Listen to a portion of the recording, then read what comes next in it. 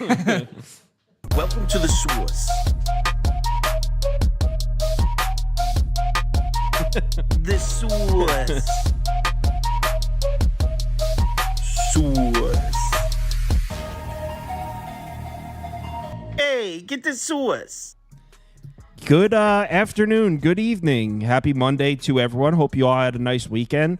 My weekend was going really well until Sunday happened. And honestly, I thought we were bouncing back. I have the 1 p.m. slate was looking bad. I was 0-4 on the day. And I was like, I was pretty down in the dumps. But then I got the Chiefs. I got that teaser I hit in the afternoon window. And I was like, you know what? As long as I get the Jets, I'm cool. Like, fine. Let me get the Jets -1.5 and I'm fine. Whatever. It was a great week. I had a mediocre Sunday. The Jets, when that ball hit off Garrett Wilson's chest and landed in the hands of a Pittsburgh Steelers defender, so bad. I was about to commit a felony assault on somebody. Like, it's very lucky that I was in my home by myself. That was absolutely sickening. So thanks to the Jets, I had a terrible NFL Sunday. How was your weekend, Lindy? It was okay. It started off really, really hot. I was on Amon-Ra St. Brown to smash my Minnesota Vikings, and he surely did. Just felt like a scary spot with the team that blitzes a lot. And Amon-Ra St. Brown, when you need to get the ball out, you might as well get it to the guy who's open 7-8 yard downfield every single time. And that's what they did. They peppered him. He was awesome.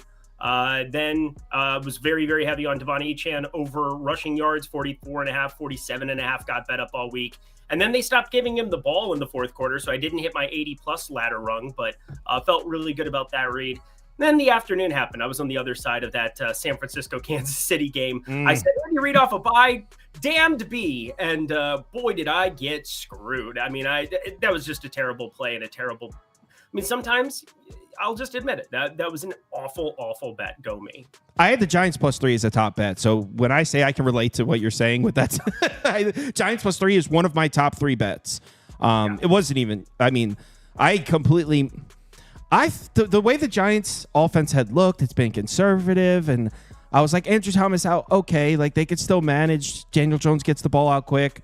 No, that couldn't have been a more incorrect handicap. The Eagles defensive front it was a domination. The last 2 weeks, and they're going to get challenged next week, but it's been fun so far. They're almost catching a full touchdown in Pittsburgh next week, which is very interesting. But we're not here to talk about next week. We're here to talk about tonight's Monday Night Football games. We got 2 of them. First one is Ravens at Bucks. I have a bet down in the game.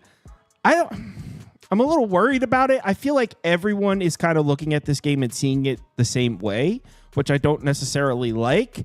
Not that I'm scared to be on the public side or anything like that, but I feel if you talk to anybody about what they're expecting here, they're expecting a high-scoring Ravens win. I feel like everyone is looking at this game and seeing it the same way. So I'm a little worried about that. But the bet I have down is Tampa Bay team total over 23.5. I think the Ravens pass defense is a concern, and I can't really put my finger on what it is. I mean, maybe you could point at the fact that McDaniel's gone and it's the play calling. Maybe this elite Ravens pass defense from last year, maybe McDaniel's play calling had a lot to do with it. Maybe that's it. But in this particular matchup, I don't expect it to get fixed. The pass rush for the Ravens has been okay, but Tampa Bay, great numbers in pass protection. They're getting Baker Mayfield time to throw, and he's taking advantage of it. I think he's 4th in the NFL in passer rating when given a clean pocket. So although the Ravens have played a lot of elite passing attacks, they played, Washington, Cincinnati, Kansas City. They've played like 4 of the top 6 passing attacks, so I'm sure their horrible pass defense numbers are a bit skewed. I don't expect the ship to get righted here on the road in Tampa Bay. I mean, Baker Mayfield's going to have time to throw, and based on what we've seen from Baker Mayfield so far, based on what we've seen from the Ravens secondary so far, I don't know how we can expect Baltimore to make stops in that department. Now, I think the Bucky Irving Bucks have a top 5 rushing attack party may come to a close here against a Baltimore run defense that the Ravens run defense is some real shit, man. Like that, I don't think the Bucky Irving success train continues here. So maybe the Ravens are able to keep Bucky Irving from continuing that. But as far as Baker Mayfield making throws on the Ravens secondary, I don't see any evidence on how we can predict stops there.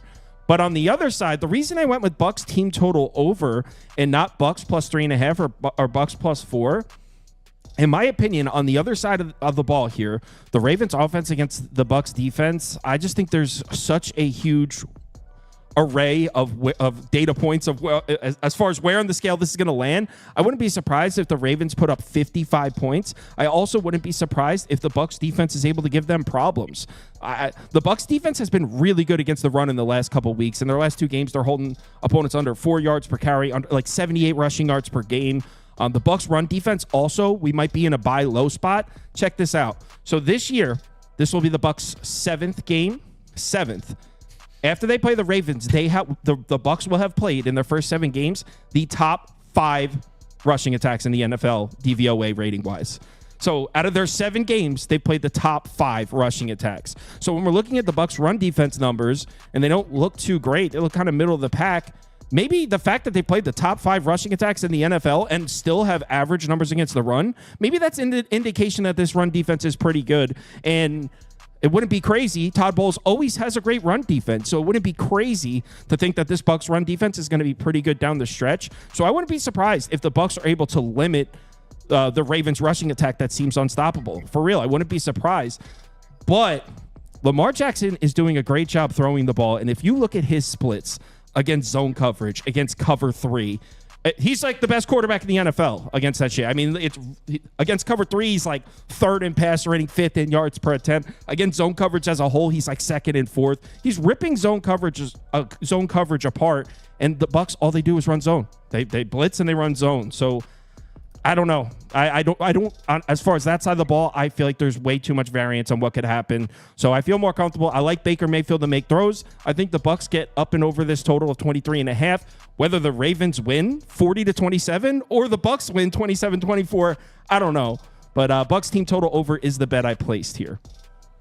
Yeah, I agree with a lot of what you said. I do find this to be one of the more difficult primetime handicaps that we've had in a long time. I'm a big fan of the transitive property when it comes to the NFL, and you're trying to take advantage of who played who, getting context and having it wrapped up, because it's, I come from a MLB and NBA background where you get 82 games or 162 games and you get a massive sample size. 6 is not a lot when you're talking about statistics and trying to predict what's going to happen going forward. So transitive property, who's played who, and then can we add any context to help us inform our decision making? I look at Atlanta and New Orleans. With Atlanta specifically, that was a game that got out of, it was batshit crazy. It was one of the craziest football games you will watch live. Atlanta had no business winning it. Of course, they get the ball in overtime and solidify that thing. And then against New Orleans, they get to take on Spencer Ritter. There were a bunch of random defensive things that happened in the first half to keep that game intact. And then Tampa Bay ran away with it. I have no idea what to make of Tampa Bay's offense versus Baltimore's defense in this one. That is the most difficult take for me, because I feel pretty confident with the Baltimore and Tampa Bay side. Everything you said is perfectly said. 29.5% blitz percentage right now for Todd Bowles' defense. That's 4th highest in the NFL. Looks kind of like Brian Flores up there in Minnesota as far as what they're trying to do schematically. Send a lot of edge guys, corners, blitzing nonstop, finding ways to keep you off base, and then zone coverage, keeping intact, understanding, having the sharp people who fit your personnel and being able to make it work. I don't think Baltimore is going to be able to run it ad nauseum. I do think the Derrick Henry paired with a Baltimore money line is my favorite play of this one, purely because I'm not going to be laying minus 190. It was minus 185 when I got this. It's now minus 205 over at FanDuel. That is wild. But plus 136 when you package it with the Baltimore money line. This is, hold on. I'm sorry. Package what exactly? A touchdown score? Derrick Henry along with the Baltimore money line. That is Derrick Henry touchdown, though. Yep. Derrick Henry touchdown. Anytime touchdown for him here through the pass, through anything else. I also have a small play on his over 4.5 receiving yards for what it's worth. I do think when you blitz as much as this, if you slip out of one of those protections where Derrick Henry would normally be picking up the blitzer and he gets out to the flat, he's going to find some receptions. 6.5 receptions per game. That is 2nd highest that Tampa Bay's defense is giving up to the running back position, which I find to be very, very interesting. Now, context matters. They played in extreme game scripts against New Orleans with Alvin Kamara and against Atlanta with Bijan Robinson. That's going to inflate those numbers. So when I look at the 6.5 receptions, it's kind of difficult. So I did a little bit of a grading variant where I took away a percentage of those touches purely because I think that it ends up being a little bit too loud. But even when you mute it down, I think the 4.5 receptions looks pretty decent. But Baltimore money line, Henry anytime touchdown. I like pairing them together because I have no idea what happens. I think Tristan Wirfs is an absolute beast. This guy is the best left tackle in football through the first 6 weeks in the NFL. You can't tell me otherwise. Baker Mayfield has time back there. And if you give Baker Mayfield time back there, we saw that when he was with the short stint with the Rams. We saw that in times at Cleveland. You can see a very, very high-level quarterback, I think, in the National Football League. You give him a Carolina offensive line, you're going to see him run around and make stupid, stupid plays. And so I feel pretty confident about my grading of Baltimore's offense against Tampa Bay's defense. I don't think Derrick Henry is going to run for 150. I don't think that we're going to see Zay Flowers have some ceiling game. I think it's going to be pretty methodical. They're going to fight for every yard, but I have no idea what to make on the other side of this one. So Prop Beaver, that's where I can probably tune you in. And I like what you said in the beginning about the data points when it comes to football. That's what makes it the most difficult sport to bet. It's the most fun, in my opinion. Like, there's nothing like sure. a college football Saturday or NFL Sunday. But yeah, I mean, I'm sure you say the same thing. NBA season starts tomorrow. I'm sure you say the same thing I do, where I'm like, guys, tread water. Let's get some data in. Well, we're just watching. We're just putting a few dollars down for these first couple weeks. Let's get some data in. Let's get a handful of games, 10 games in. If you do that in the NFL, the season's halfway over by the time you have data. So, yeah, I feel you on that. Prop Beaver? Yeah, so in this one, I mean, first of all, if you guys rode me yesterday, apologies. That truly sucked the fattest. That truly sucked the fattest of Schmeats. And then the Jets lost, the Mets lost. Just a terrible day. But we're moving on to Monday, and I'm feeling pretty good about this one. We're going with our strength here. We're going with our tackle market. And we're going with the dueling dragons at linebacker. We got Roquan Smith under 8.5 tackles and assists here. I don't like fading a monster like Roquan Smith. It was just 2 games ago. We saw him rack up 14 tackles against Cincy. But guess what? The Buccaneers, horrible matchup for linebackers. They've allowed the 3rd fewest linebacker tackles per game.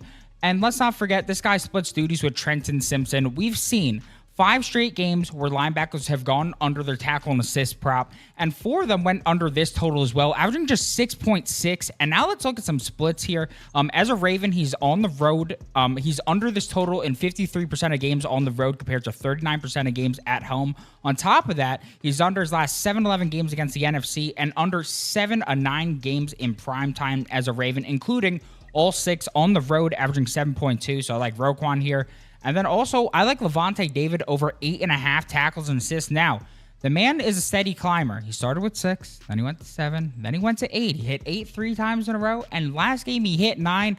And what I liked about last game is he hit 9 in a blowout. He only played 87% of the snaps, so I think he's due for even more here. And this is a beautiful matchup against a Ravens team that allows the 7th most tackles and assists per game, 4th most over the last 3 weeks. We've seen an awful linebacker hit this line in 5 straight games, double digits in 4 of those games. And Davis is a man who likes to show up in prime time. He's hit prime time over in 57% of his games since 2021, compared to 32% on those Sundays. At home in prime time, he's over his last 6 and 9. We saw in a prime time bout earlier this year against the Tampa Bay Buccaneers, he only had 8, but that was, against the Falcons, that was on the road.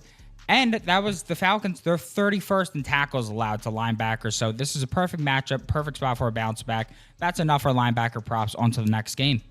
Oh, can I add one thing to that? Because I think it's a beautiful addition. One of my favorite things whenever you're going to be betting defensive, and I haven't posted one all year long, but I made a killing on it last year. My favorite thing to do is look at teams and their 3rd down conversion percentage on the other side. Baltimore #1 in the entire NFL. I love when you're betting assists and tackles, when you can find a team that converts on 3rd down to keep the sticks moving in any way, shape, or form, because more time for the defense out on the field means more opportunities for you to accumulate those numbers. 51.47% of the time, Baltimore is converting on 3rd down, #1 in the NFL. Thank you, Lindog. I actually will make sure to include that in my research from now on. I never actually thought of that. Data point that really, really helps. You know what's better than that though? Not betting tackle and assist props. If I didn't bet those, I'd actually be on the streets of Poughkeepsie right now selling body parts. I don't know what would be going on. All right, I'm cheering for those props to get taken off the board now. he referred to his 2 linebackers as dueling dragons. Yesterday, when he did that, this is a serious show, right? We're supposed to give analysis and tell people what to do with money. Dueling Dragons. Yesterday, while giving his Deontay Johnson receiving prop, he called him my sweet prince. Yeah, he had one reception for 18 yards. I had 1.5 And he only had units on 18 him. yards. It's not his fucking fault, dude. It's not his goddamn fault. It's not his fault, though. It's not his sweet prince's fault. It's not your fault. It's not your fault. It's not his fault. All right. We got 2 games. And if I'm being honest, I think I like this bet slightly better than the other one. That Bucs team total over, I bet it. I'm in on it. I don't like how I feel like everyone kind of feels the same way. Whatever. But I'm on it. I'm in. Let's do it. On this one, pretty sure I'm more confident on this one. I got the Cardinals plus 1.5. The line's been moving that way. I think it opened at 2.5. It looks like it's down to 1 now. My reasoning behind this is kind of it goes with my opinion of the Chargers defense. Actually, you know what? Let me rephrase that. You said Cardinals or Chargers? Chargers. Okay. Well, that's who they're playing. They're playing the Chargers. I'm asking the side you're on. They both begin with a C. I misheard. You're asking what's out of. I'm on the Cardinals. That's all I wanted to know. I misheard. I heard the beginning. I didn't hear the end. I just wanted to clarify. Well, maybe you should watch the content that this company puts out, and you would know. Jesus Christ, I'm trying. All right, so I'm on. Happy Monday, everybody. I am on the Cardinals. So my opinion on this game comes down to these 2 defenses, right? We look at the numbers. We see Chargers, elite defense, Cardinals, bad defense, right? That's what everyone thinks when they're looking at these 2 defensive units, or at least I think that's what they think. But can we at least take into consideration the teams that these 2 defenses have played? The Chargers, sitting with great defensive numbers on the year, they've played the Raiders, the Panthers, the Steelers, the Broncos. The Chiefs are in there too. So they did play 1 good offense. Other than the Chiefs game, they played 4 bottom 10, maybe even bottom 5 offenses. They've been that Chargers defense is racking up elite numbers against the rock bottom offenses of the NFL. Meanwhile, the Cardinals defense that we're all sitting here being like, it's ass, it sucks. They've played the Bills, the Rams. That was their easy game. The Rams, Matt Stafford. The Lions, the Commanders, the 49ers, the Packers. If you go by offensive DVOA ratings, the Cardinals opponents 3rd, 4th, 2nd, 7th, 5th. Are you joking me? Can this team get a break? Want to know the quarterbacks that the Cardinals have seen so far this year? Hold on. Oh man, Josh Allen, Matt Stafford, Jared Goff, Jaden Daniels. That's supposed to be the easy game. Brock Purdy, Jordan Love. Are you kidding me? They played every Pro Bowler in the league so far this year, the Cardinals defense. Well, I'm not trying to sit here and tell you the Cardinals defense is good at all. I'm just saying there's a lot of defenses in the NFL that would look really bad if they play a quarterback of that caliber every single week. And when it comes to Justin Herbert, you might be like, hey, Kyle, throw Justin Herbert on that list. He's on that level. I mean, maybe talent-wise, but we haven't seen it. I mean, the Chargers have been running the ball. When's the last time we saw Justin Herbert have a big game throwing it? We haven't seen it. He's going to have to show me, not to mention he's going to have to do it missing most of his weapons. Quentin Johnson's listed as doubtful. Obviously, DJ Chark is on the IR. Hayden Hurst, their backup tight end, is out. Ladd McConkey's banged up. He's listed as questionable. Obviously, Gus Edwards is out. So in terms of offensive weapons, Herbert doesn't have a lot to work with here. I just think it's a buy low on the Cardinals defense and a sell high on the Chargers defense. Not saying the Cardinals defense is better than the Chargers defense, but we got the Chargers laying points on the road here. And another thing about I forgot to include this before, about who the Chargers have played. What do we know about the Cardinals offense over the last 2 years? They run the ball. In fact, last year, I believe they were the most efficient rushing attack in the NFL. They were number 1 or number 2. This is who the Chargers have played. Raiders, Panthers, Steelers, Chiefs, Broncos. Can any of those teams run the ball? Like, do any of those teams run the ball? So you got the Chargers defense who's played nothing but trash, now going on the road to face one of the toughest run games in the NFL to stop. They haven't even seen an offense that runs the ball yet. And we're crowning him as this top 5 defense. So I think it's a perfect sell high spot on the Chargers defense and a buy low spot on the Cardinals defense. Not to mention I like how Arizona's coming off what is probably the worst game of their season. They look terrible on the road in Green Bay in the bad weather, fumbling the ball every other snap. So back at home, I think it's a bounce back for the Cardinals offensively as well. I think the wrong team's favorite in this one. I got Arizona plus 1.5. The only thing I was trying to say is that DJ Chark is not... on ESPN, they never update it. It's so stupid. he's activated from the IR. He's gonna play in this game. Oh, he is? In the video, I put it out next to him. All right, so DJ Chark's I mean, gonna play. if DJ Chark's gonna change your cap, I mean, No. my Christ. You need to change your Burner. strategy. He most certainly is not. Field stretcher, DJ Chark. Yeah. But this is another one where a little bit of a feel like everyone's kind of seeing it the same as me, which I don't necessarily bail on it. Everyone was on the Chiefs yesterday also. It didn't scare me off. So yeah, I'm on the Cardinals. I think they win. Lindy? Mine's moving towards Arizona. I mean, it's gone Arizona's way. People are on it. But I mean, that's the same with the 49ers. It was For me, the big thing is no Bosa. I mean, obviously, this is a Chargers team with no Bosa on the edge. He's doubtful. There's just no way that.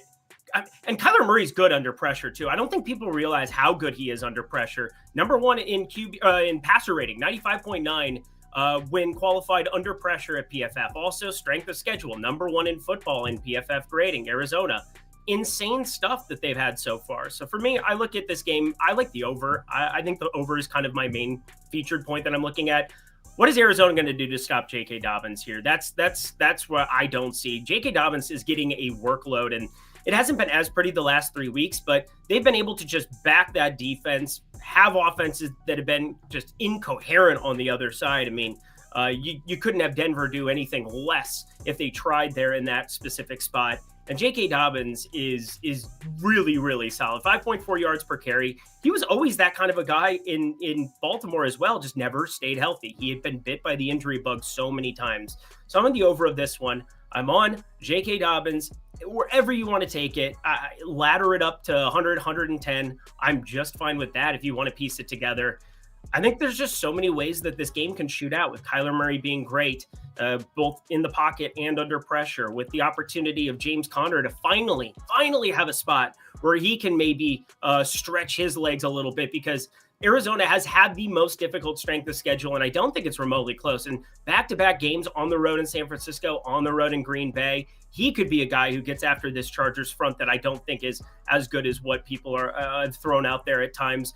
44 total for a reason. It's kind of eye-popping coming off of sub-40 totals for the Chargers in every single game to this point, but I like it. I like the over here. I don't hate an over. I do not hate an over. Prop Beaver?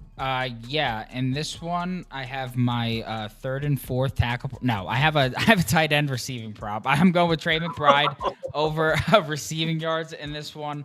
I know it's a bit of a popular one today, but I think it's for good reason. The Chargers eat shit and breathe zone coverage. They run it on 82.1% of their snaps, second highest in the NFL. And if you look at weeks where Marvin Harrison Jr. wasn't concussed and Mr. McBride is on the field, where, he is the main point of emphasis against the zone. He's got a 30.2 first read target share. That's insane. 29.5 regular target share and 0.3 targets per route run. I mean, that leads the team all by a wide margin.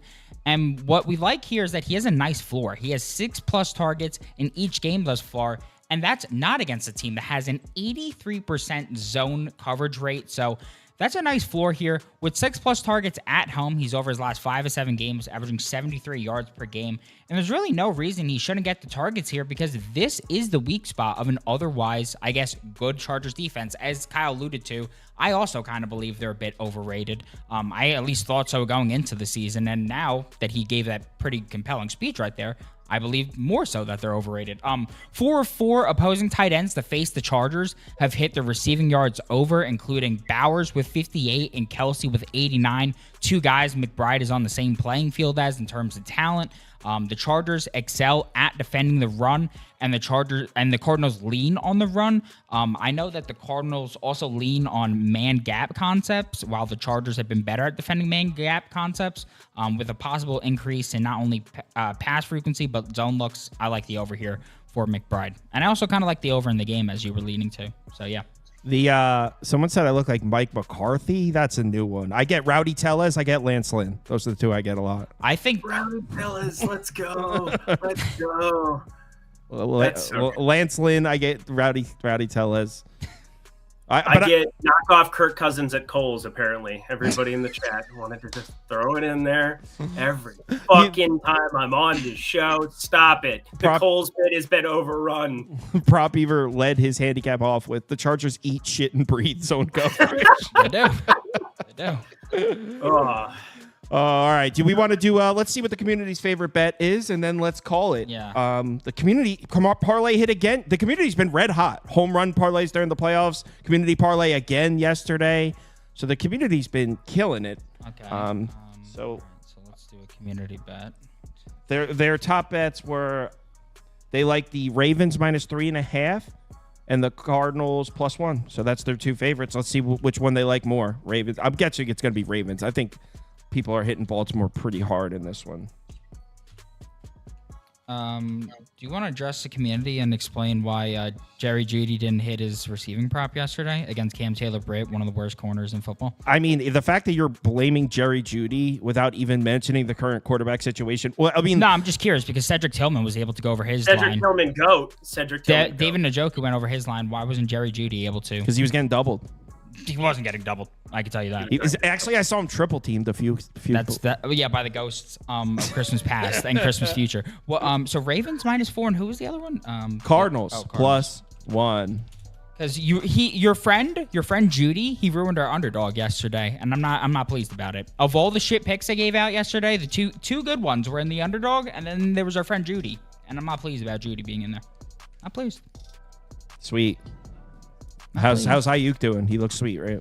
He's dead. Okay, he died yesterday on the field. While we were on the show, it came through. The All right, cast. let's give out. Oh, by the way, while they're voting, Lindy, want to tell the folks where they can find your stuff? We both got NBA videos coming out tonight, and Lindy, take it away.